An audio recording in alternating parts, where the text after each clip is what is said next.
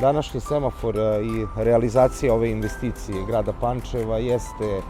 pre svega proizvod našeg razgovora sa našim sugrađankama i sugrađanima iz Banatskog Novog Sela koji su od nas tražili ovaj semafor. Ovaj semafor je nešto o čemu se priča decenijama, tačka koja je jedna od najnebezbednijih u saobraćaju u našem gradu i mi smo naravno i u saradnji sa mesnom zajednicom, ali i u saradnji sa kolegama iz policijske uprave u Pančevu dobro izanalizirali šta nam je činiti, šta je potrebno da se ovde uradi i evo danas na terenu imamo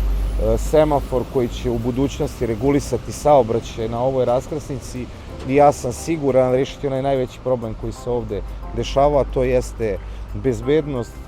kako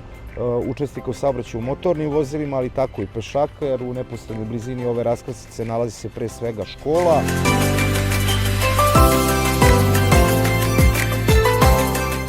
Zahvalio bih se u ime Policijske uprave Pančevo, Gradskoj upravi Pančevo na prepoznatoj inicijativi, a zatim i realizaciji projekta svetlosno-saobraćajne signalizacije, odnosno postavljanja semafora u naseljenom mestu Banatsko Novo Selo. S obzirom na veliki intenzitet saobraćaja koja gravitira kroz navedeno naseljeno mesto i pogotovo ka Republici Rumuniji.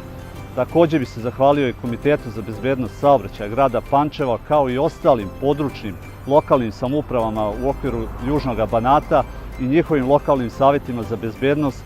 putem kojih je donirana materijalno-tehnička oprema Policijskoj upravi Pančevo, odnosno saobraćajnoj policiji radi efikasnijeg i boljeg izvršavanja bezbednosnih zadataka na terenu, čime se povećava bezbednost samih građana.